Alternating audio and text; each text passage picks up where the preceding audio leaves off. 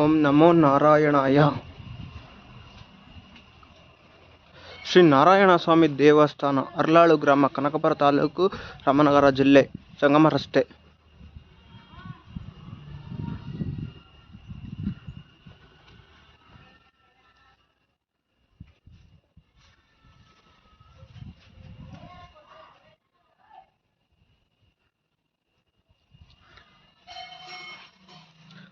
ಬಡಿ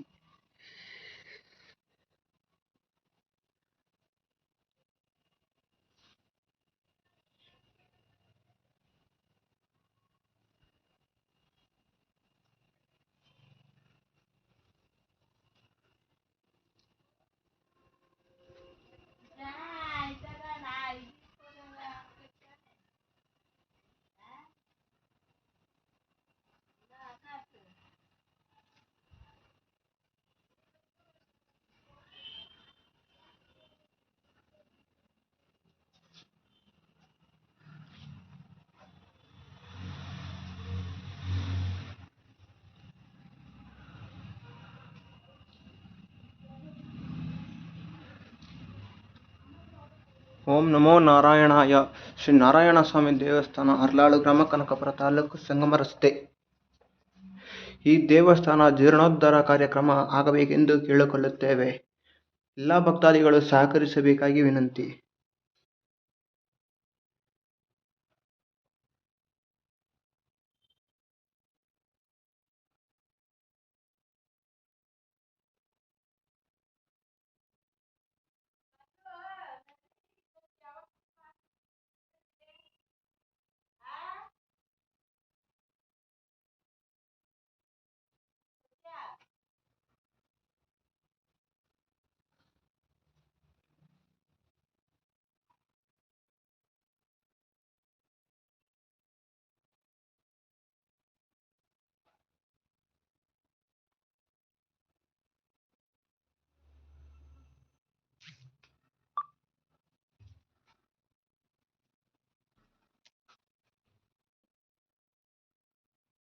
ಇದೇ ನೋಡಿ ಮೂಲ ವಿಗ್ರಹ.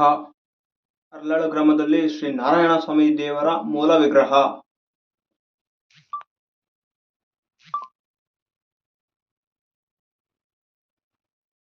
ಹೆಚ್ಚಿನ ಮಾಹಿತಿ ಕೊಡುವುದಕ್ಕೆ ಪ್ರಧಾನ ಅರ್ಚಕರಾದಂಥ ಶ್ರೀ ಸತ್ಯನಾರಾಯಣ ಅವರು ನಮ್ಮ ಜೊತೆಯಲ್ಲಿ ಈಗ ಭೇಟಿ ಆಗ್ತಾರೆ. ಸ್ವಾಮಿ ನಮಸ್ತೆ. ಸ್ವಾಮಿ ನಮಸ್ಕಾರ. ಓಂ ನಮೋ ನಾರಾಯಣಾಯ. ಸರ್ವೇ ಜನ ಸುಖಿನೋ ಭವಂತು. ಶ್ರೀ ನಾರಾಯಣ ಸ್ವಾಮಿ ಕೃಪಾ ಕಟಾಕ್ಷ ಸಿದ್ಧಿರಸ್ತು. ಸ್ವಾಮಿ, ಈ ದೇವಸ್ಥಾನದ ಸ್ವಲ್ಪ ಹೆಚ್ಚಿನ ಮಾಹಿತಿ ಕೊಡಿ ಸ್ವಾಮಿ ನಮ್ಮ ವೀಕ್ಷಕರಿಗೆ. ಈ ದೇವಾಲಯ ಕನಕಪುರ ತಾಲೂಕಿನ ಒಂದು ಪುರಾತನ ದೇವಾಲಯವಾಗಿದೆ. ಈ ದೇವಾಲಯವು ಕನಕಪುರದಿಂದ ಸಂಗಮ ರಸ್ತೆಯಲ್ಲಿ ಸುಮಾರು 2 ಕಿಲೋಮೀಟರ್ ಅಲ್ಲಿ ಅರ್ಲಾಳು ಎಂಬ ಗ್ರಾಮ ಇದೆ. ಆ ಗ್ರಾಮದಲ್ಲಿರ್ತಕ್ಕಂಥ ಒಂದು ಪುರಾತನ ದೇವಾಲಯ. ಚೋಳರ ಕಾಲದಲ್ಲಿ ಚೋಳರ ಕಾಲದಲ್ಲಿ ನಿರ್ಮಾಣ ಆದಂತ ಒಂದು ದೇವಾಲಯ. ಸುಮಾರು 1000 ವರ್ಷಗಳ ಇತಿಹಾಸ ಹೊಂದಿರತಕ್ಕಂಥ ದೇವಾಲಯ ಇದು. ಇಂದು ಸ್ವಲ್ಪ ಶಿಥಿಲಾವಸ್ಥೆಯಲ್ಲಿ ಕಾಣಬರುತ್ತದೆ. ಈ ದೇವಾಲಯವು ನಿಮಗೆ ಕನಕಪುರ ಸಂಗಮ ರಸ್ತೆಯ ಎಡಭಾಗದಲ್ಲಿ ನಿಮಗೆ ಕಾಣ ಸಿಗುತ್ತದೆ. ಎಷ್ಟು ಕಿಲೋಮೀಟರ್ ಆಗುತ್ತೆ ಕನಕಪುರದಿಂದ ಬರೋದಕ್ಕೆ? 2 ಕಿಲೋಮೀಟರ್ ಆಗುತ್ತೆ. ಈ ಕಡೆ ಸಂಗಮದಿಂದ ಬರೋದಕ್ಕೆ ಎಷ್ಟು ಕಿಲೋಮೀಟರ್ ಆಗುತ್ತೆ? ಅಂದಾಜು ಇಲ್ಲಿಗೆ ಹತ್ರ. ಕನಕಪುರನೇ ಹತ್ರನಾ? ಕನಕಪುರ ಹತ್ರ. ನೇರವಾಗಿ ಕನಕಪುರದಿಂದ ಬಂದಂತವ್ರಿಗೆ ಈ ದೇವಾಲಯಕ್ಕೆ ಎಲ್ಲೆಲ್ಲಿಂದ ಬರ್ತಾರೆ ಭಕ್ತಾದಿಗಳು? ಸುತ್ತಮುತ್ತ ಹತ್ತೂರಿಗೆ ಈ ದೇವಾಲಯವೇ ಪ್ರಮುಖ ದೇವಾಲಯವಾಗಿತ್ತು ಆಗಿನ ಕಾಲದಲ್ಲಿ. ಆಗ ಈ ದೇವಾಲಯದ ಮುಂದೆ ರಥೋತ್ಸವ, ವೇಷಭೂಷಣ ಸ್ಪರ್ಧೆಗಳು, ಈ ತರ ಇನ್ನಿತರೆ ಅದ್ದೂರಿಯಾದಂತ ಒಂದು ಕಾರ್ಯಕ್ರಮಗಳು ಆ ಕಾಲದಲ್ಲಿ ನಡೀತಾ ಇದ್ದಂತೆ. ಈಗ ಏನಂದ್ರೆ ಈ ದೇವಸ್ಥಾನವನ್ನು ಜೀರ್ಣೋದ್ಧಾರ ಮಾಡೋದು ಯಾವುದೇ ಒಂದು ಇನ್ಪುಟ್ ಬರದೇ ಇರೋದ್ರಿಂದ ಈಗ ಸರ್ಕಾರದಲ್ಲಿ ಒಂದು ದೇಣಿಗೆ ರೂಪದಲ್ಲಾದ್ರೂ ಒಂದು ಅಭಿವೃದ್ಧಿ ಕಾರ್ಯಗಳು ನಡೆದ್ರೆ ಅನುಕೂಲ ಆಗುತ್ತೆ ಅಂತ ನನ್ನ ಅಭಿಪ್ರಾಯ. ಆಗ್ಲಿ ಎಂದು ನಾವು ಕೇಳಿಕೊಳ್ತೇವೆ ಸ್ವಾಮಿ. ಇನ್ನೂ ಸ್ವಲ್ಪ ಹೆಚ್ಚಿನ ಮಾಹಿತಿ ನಮಗೆ ವೀಕ್ಷಕರಿಗೆ ತಿಳಿಸಿ. ಏನೇನಿದೆ ದೇವಸ್ಥಾನದಲ್ಲಿ, ಏನೇನು ಮಾಹಿತಿಗಳಿದೆ ತೋರಿಸಿ. ಈಗೇನು ನೀವು ನೋಡ್ತಾ ಇದ್ದೀರಿ, ಈ ಶ್ರೀ ನಾರಾಯಣ ಸ್ವಾಮಿಯ ಮೂಲ ವಿಗ್ರಹ. ಶ್ರೀ ನಾರಾಯಣ ಸ್ವಾಮಿಯು ಗರುಡ ಪೀಠದ ಮೇಲೆ ನೆಲೆಗೊಂಡಿರುತ್ತಾನೆ.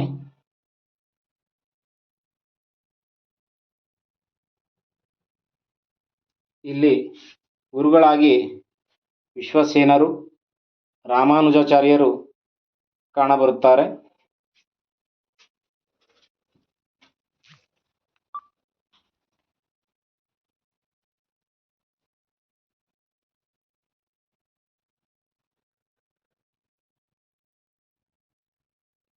ಇದು ಉತ್ಸವ ಮೂರ್ತಿಯು. ಮಧ್ಯಭಾಗದಲ್ಲಿ ಶ್ರೀಮನ್ನಾರಾಯಣನು ಕಾಣಬರುತ್ತಾನೆ. ಸ್ವಾಮಿಯ ಎಡಭಾಗದಲ್ಲಿ ಲಕ್ಷ್ಮೀದೇವಿಯು, ಬಲಭಾಗದಲ್ಲಿ ಪದ್ಮಾವತಿ ದೇವಿಯು ಹಾಗೂ ಮುಂಭಾಗದಲ್ಲಿ ರಾಮಾನುಜಾಚಾರ್ಯರು ಕಾಣಬರುತ್ತಾರೆ.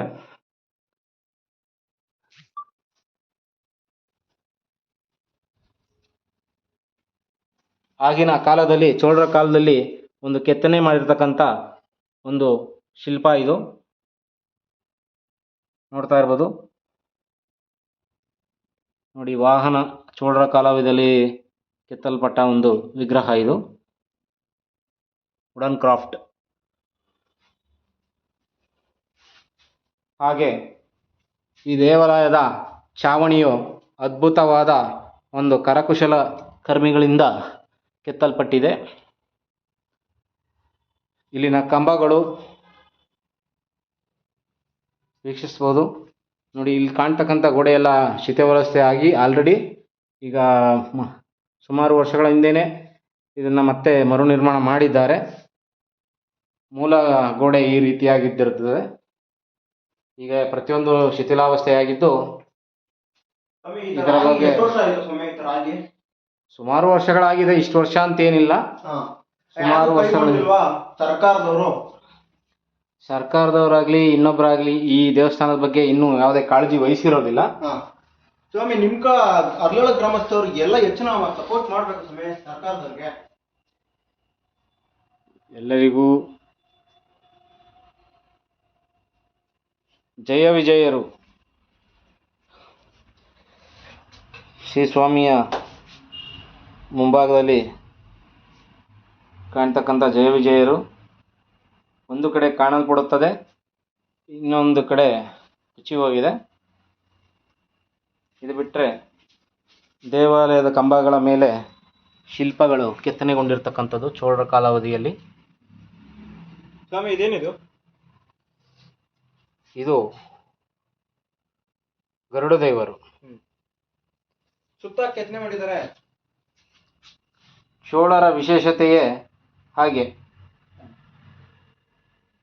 ಅವರು ಕಟ್ಟಲ್ಪಟ್ಟ ದೇವಸ್ಥಾನಗಳನ್ನು ಗುರುತಿಸಲು ಹಾಗೂ ಅದರ ಬಗ್ಗೆ ತಿಳಿದುಕೊಳ್ಳಲು ಇದೊಂದು ದಾರಿಯಾಗಿರುತ್ತದೆ.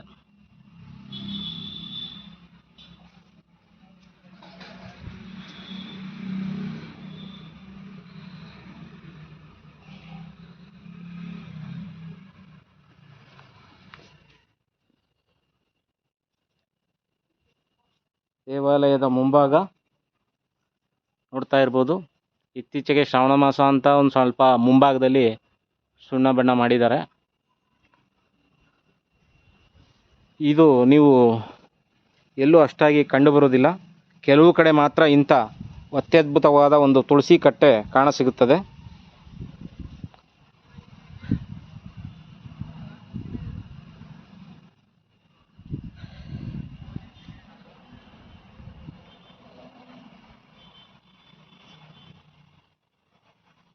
ನೀವು ಸರ್ಕಾರಕ್ಕೆ ಏನಾದ್ರು ಲೆಟರ್ ಏನಾರು ಕೊಟ್ಟಿದ್ದೀರಾ ದೇವಸ್ಥಾನಕ್ಕೆ? ಆಲ್ರೆಡಿ ಅರ್ಜಿಗಳನ್ನ ಹಾಕಿದ್ದೇವೆ. ಸರ್ಕಾರದಿಂದ ಬಂದು ಈ ದೇವಸ್ಥಾನವನ್ನು ವೀಕ್ಷಿಸಿ ಈ ದೇವಸ್ಥಾನದ ಅಭಿವೃದ್ಧಿಗೆ ಅವರು ಶ್ರಮಿಸಿದರೆ ಖಂಡಿತ ಇದೊಂದು ದೇವಾಲಯ ಒಂದು ಉನ್ನತ ಮಟ್ಟದ ಪುರಾತನ ದೇವಾಲಯವಾಗಿ ಉಳಿದುಕೊಳ್ಳೋದ್ರಲ್ಲಿ ಎರಡನೇ ಮಾತಿಲ್ಲ.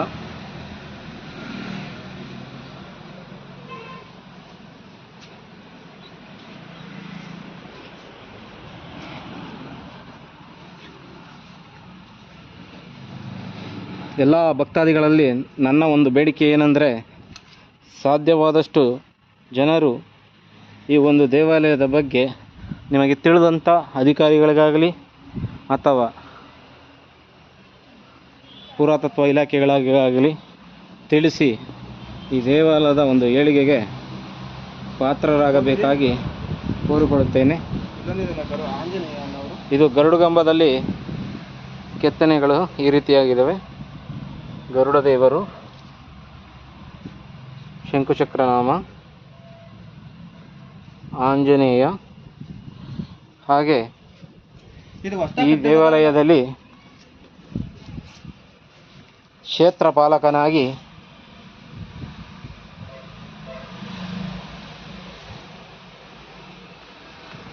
ಸುಗ್ರೀವ ದೇವರು ನೆಲೆಗೊಂಡಿರುತ್ತಾರೆ.